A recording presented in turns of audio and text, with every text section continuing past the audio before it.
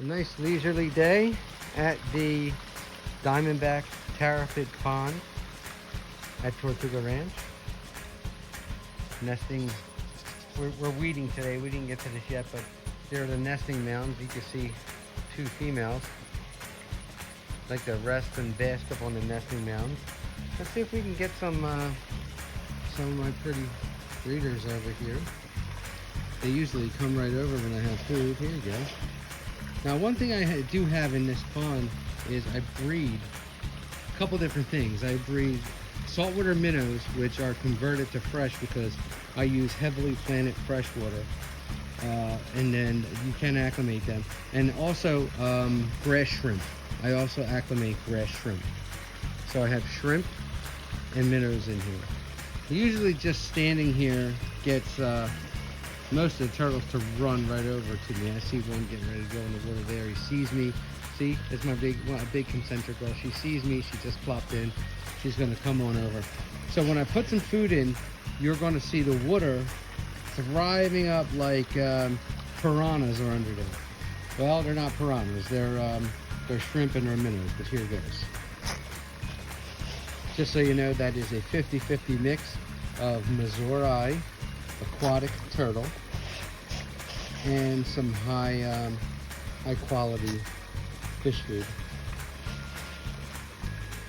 And I lied. Okay, so there you go. Well, they have to find it.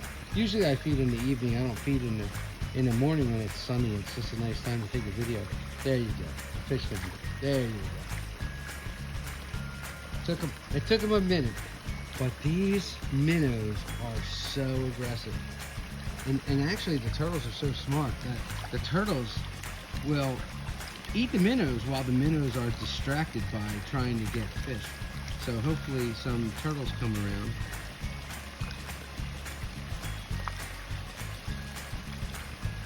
You know, it's funny, sometimes these animals are like kids. They don't really do what you want them to do when you want them to do it.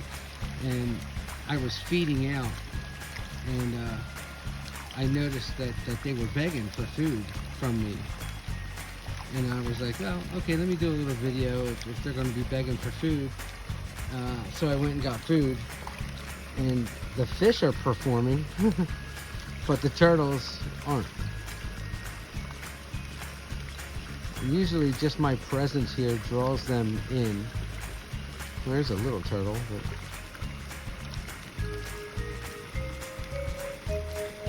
not really what we're looking for. Let's see where these guys are. Oh, here comes the diamondback. So just what I said. Now the diamondback right there is frantically trying to catch shrimp and fish.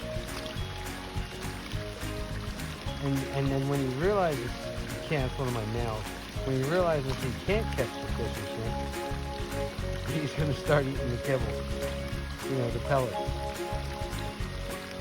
Now, where's the girls? I had a couple girls. I had a couple of real pretty nice concentric girls begging for food.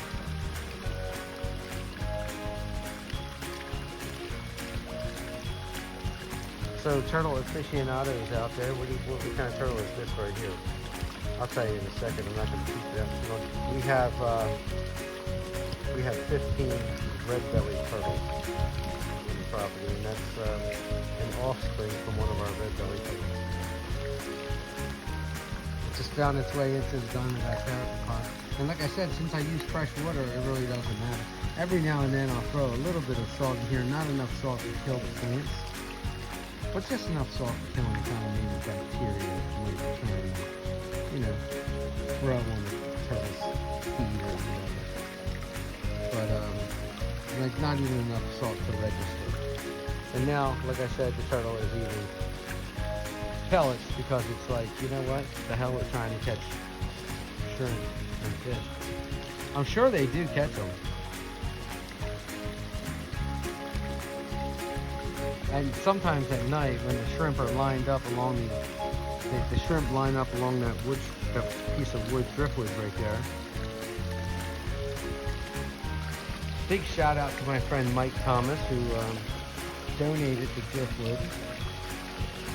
Oh, here comes a very beautiful concentric. Okay, there's a very pretty concentric. Zoom in on her. She was one of the ones that was begging for food earlier, so we grabbed some more food. See if I can feed her. And my Diamondback breeds very well for me. There you go. Put some food right there. The Diamondback breeds very well for me. There you go, Mama. There you go, Mama. I wish she would come out and show her pretty colors, because she's very pretty. And you know, my Diamondbacks, some of them in here have kind of like, there's a female, you're not going to be able to see it just yet, there's a female right there that was raised up in a tank. And when you get Diamondbacks that were raised up in a tank, you know, you could tell the shells are a little wonky, a little different. Even with proper UV, they just don't look like they were raised in nature. This is one of our girls that was raised up in the pond outside. Baby we produced and raised up years ago. And just night and day, the shell difference from raising a turtle completely outside than versus in a tank.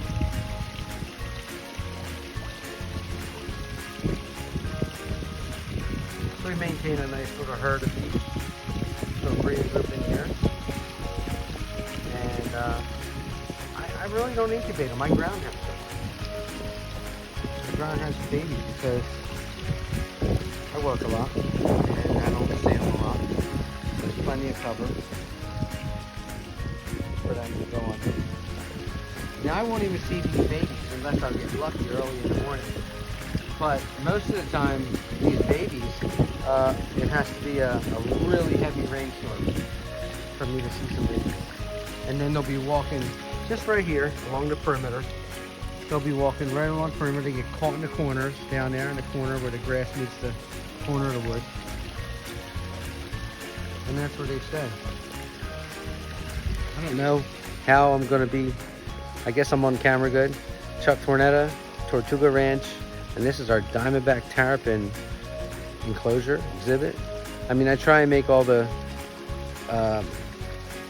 enclosures very naturalistic. And as you can see, I think I do a pretty good job of that.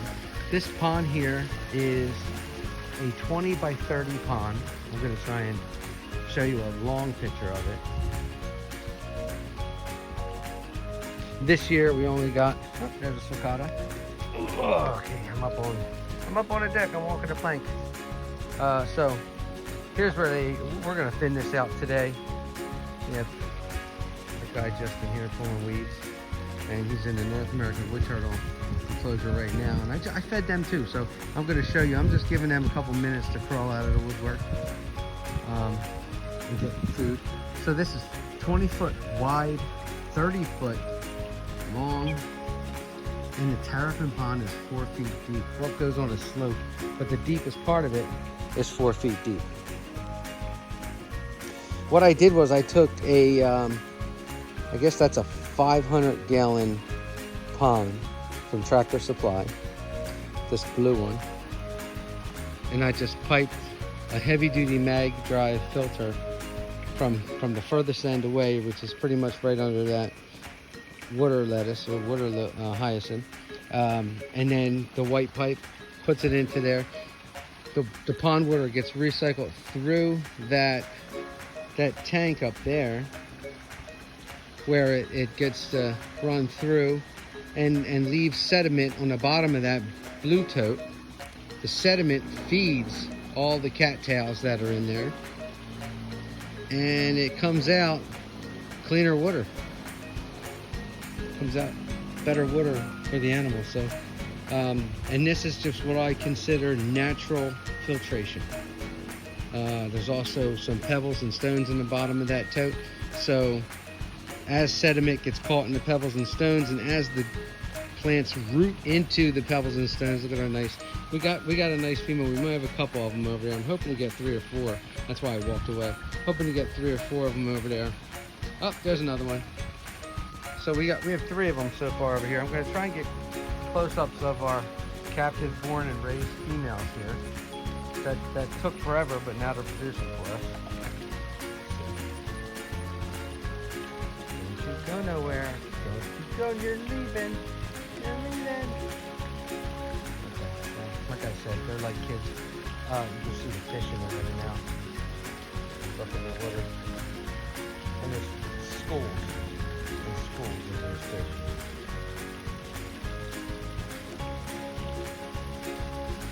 And now we feed Missouri and a high quality koi food. I like to feed the red bag koi food.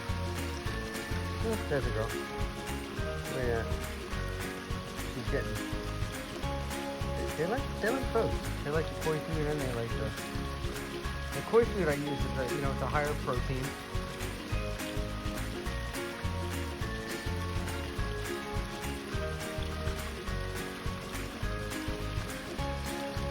And then, like I said, I like to have a lot of plants in here.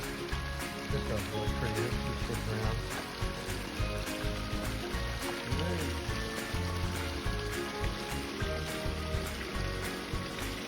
And there again,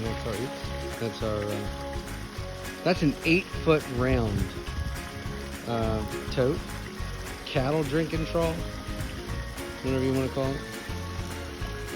And this is our Diamondback Terrapin Enclosure. And like I try to always stress, I love to do things naturalistic. If I can do it naturalistic, I will. I believe that I don't care how many generations the animals were captive born, I believe they have instincts, I believe they have needs, and I believe that the best way to do things is naturalistic, and they seem to thrive in that situation. So I use a lot of natural filtration, I use a lot of natural driftwood, I use a lot of natural plants that you might see. Now I do use cattails as my main plant for natural filtration. I use cattails.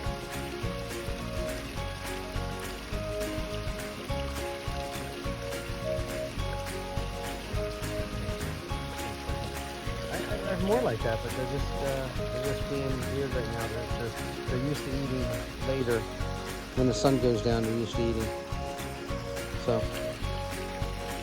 Okay, well, I hope you enjoyed the video. I'm gonna fall off this thing. Hope you enjoyed the video, and I'm actually gonna make another video of wood turtles right now because I'm sure there's a bunch of wood turtles eating, and I don't want to be that guy that takes a wood turtle enclosure video and nobody sees any wood turtles.